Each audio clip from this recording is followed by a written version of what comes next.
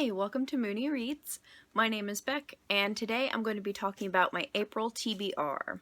Now, I am working towards kind of changing the way that I'm doing my TBRs, just because in the past I've given myself a whole lot of books and I end up not really getting through all of them, so I'm going to change it a little bit. It's going to be mostly normal this month, but what I'm going to be doing going forward is that I'm going to have lists of ongoing TBRs that I'm interested in that are going to be topical. I'm going to make videos for those, and once I have those established, I'm going to try to pick a book from each of those TBRs each month. We'll see how that goes. It's still sort of up in the air. So if you see other TBR videos after that, that's what those are. I'll probably still put monthly TBR videos up, but most of what I choose from is going to be from already established TBRs, if that sort of makes sense.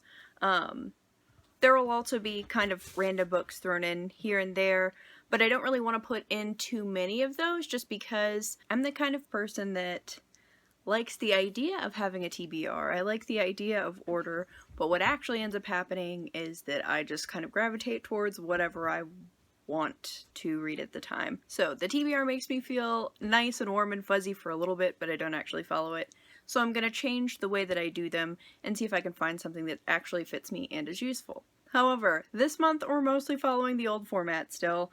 I have tried to limit the amount that I've put on here. If you look at the number of books on this TBR, it seems kind of about the same as the other ones. However, most of the books on this are either graphic novels or poetry books, so looking word count wise, it's actually quite a bit shorter. Generally speaking, this month I am going to try to focus more on poetry because it is National Poetry Month. In general, I'm sort of surprised that I don't see more about poetry on BookTube.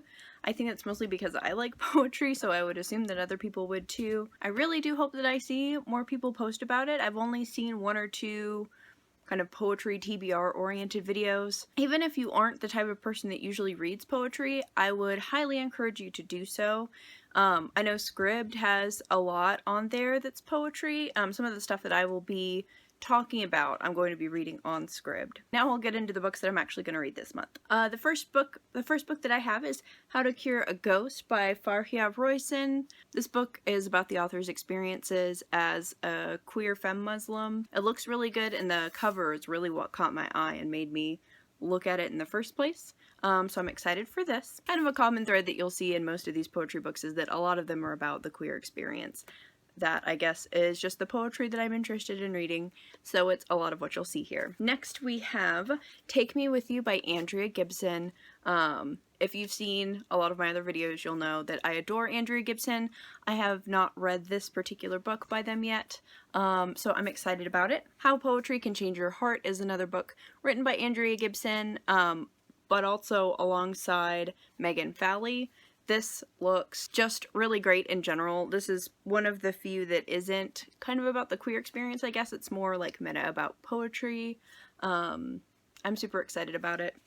I'm super excited about all of these. I keep repeating myself, but that's fine. Next, I have Homie by Danez Smith. I read Don't Call Us Dead in February, and that book was so incredible. I don't really have words for it. So I'm really looking forward to Homie, which is their most recent book. The next poetry book that I have that I want to complete this month is If Not Winter, Fragments of Sappho. I mean, it's ancient gay classic literature. I haven't really read a whole lot of Sappho. This book looks really big, but like the title says, a lot of these poems are written in fragments.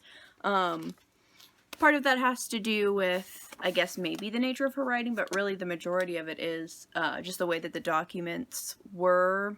For a lot of these, the actual paper that they were on was damaged. This version is really neat. It has the original right beside the translated version, which, not that I know Greek whatsoever, but it's still really interesting to see. I don't know, but it looks really neat and I'm looking forward to it. The next books that I have, I will be reading through Scribd, so I will just put a picture of the covers up for you all to see. So first we have Tonguebreaker. Leah is an LGBT activist and a disability rights activist. She has written on those sorts of issues, as well as the issues of racism and colonialism, and her own experiences as an autistic femme. I've really wanted to look into care work and other things that they have on disability studies, so it'll be neat to be able to read kind of the poetry first and see where they're coming from, and then getting to actually read those other works at some point as well. The next poetry book that I'll be reading is Even This Page is White by Vivek Shraya. Vivek is a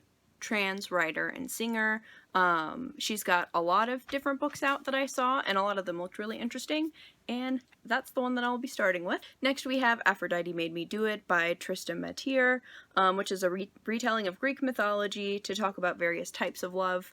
I thought that would sort of be interesting to look like maybe alongside Sappho. I know they won't be directly connected because this is looking at mythology, whereas Sappho is like an actual historical figure, but I still thought that it would be nice to read them side by side just to see if I get anything else out of it. And then the final poetry book that I have is Field by Jos Charles. This book, from what I can tell, it definitely looks at gender, but it also looks at language and kind of the missing role of language historically. I don't know how far it goes into that, but that is 100% up my alley. That is kind of my research interests, so I have really high hopes for that one. Next, I'm going to be talking about a few graphic novels that I plan to read this month. Similarly to the poetry books, I tend to go through graphic novels pretty quickly. I only have 4 here that I'll be talking about. There is a chance that I'll end up reading more. I do have an awful lot on my kind of nebulous, like I want to read this list, but there are 4 in particular that I'm going to be focusing on this month. The first is The Deep and Dark Blue, which came out this year. It is a dystopian children's literature graphic novel. The main characters are the set of twins, and they are going on some sort of adventure to try to fix whatever is going on, but throughout the course of this, they have to dress up as women, and one of the 2 siblings ends up figuring out through the course of the book that this is actually how they want to be. They end up finding their gender, figuring out their gender through this adventure. So it looks really promising. The art looks super awesome. Just to give you an idea. This one was definitely an impulse buy. I saw it when I was rearranging stuff at the bookstore that I worked at, and I read the back and I had to buy it. So I'll be reading that this month. The next 2 books I bought in late December, early January. They're the beginnings of a couple of series that I've really been wanting to look into. The first is Snotgirl. I don't really know a ton of this. I know that she's supposed to be a fashion blogger. There might be murder involved. It was recommended to me as a good queer graphic novel comic series that I should get into, so I'm excited about it. Next we have Paper Girls, which is kind of an adventure series with supernatural elements. The artwork also looks really awesome, so I'm looking forward to that. And the final graphic novel I have was on my list last month to read, and it's one that's super hyped. It's Heartstopper by Alice Oseman. If you've been on any part of bookish internet, you've probably seen Heartstopper. It looks incredibly cute and fluffy, which is exactly my type of graphic novel. Next, I do have a fiction novel that I want to get to this month. That is Nevada by Imogene Binnie. This was one of the possibilities on my TBR last month. I did not get to it, but I really want to, so this is high up on there. The other fiction book that I want to get to is one that I started last month. If I had to guess, I'll probably finish this within the first week of this month because I'm already almost halfway done with it, and I started it for the Queer Lit Readathon, which was over the course of a weekend. So I read about half of this book in 2 days, alongside other works as well. That's the Gilda Stories by Joel Gomez. This is a gay vampire story. Some of the stuff that I read online said that it was kind of one of the precursors to Afro futurism. It definitely does a whole lot, kind of turning some of the stereotypes about vampires on its head, and it, like, already in the book so far has talked a lot about kind of colonialism and slavery and the nature of human morality. So I'm excited to finish it. And finally, we have some nonfiction. The one memoir that I would like to read this month is Laura Jane Grace's memoir, Confession of Punk Rock's Most Infamous Anarchist Sellout. I thought that this kind of fit in with Poetry Month as well because Laura Jane Grace is a singer, she's a songwriter. I absolutely love what she does. She's in the band Against Me. So I've been looking forward to this for a good while now, and hopefully I can get to it this month finally. Then I have two kind of academic related nonfiction texts. The first one is Race Matters by Cornel West. This is sort of a classic must-read for critical race theory. I've been wanting to read this for a really long time.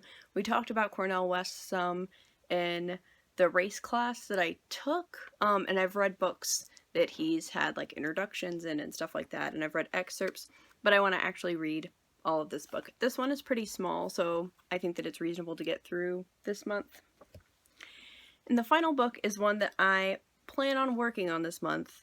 I'm not sure if I would say that I'm going to finish it just because it is so large, and that is Moving Politics. I started reading this last month during the Zodiac-a-thon, and I got through the first third of the book or so. This is about ACT UP, which was an organization created in the late 80s to fight against HIV and AIDS. If you want to know more about my thoughts on it so far, I did talk about it kind of extensively in my Zodiac-a-thon vlog. This is super great so far, and I'm really looking forward to delving more deeply into it. I am definitely going to be focused on poetry.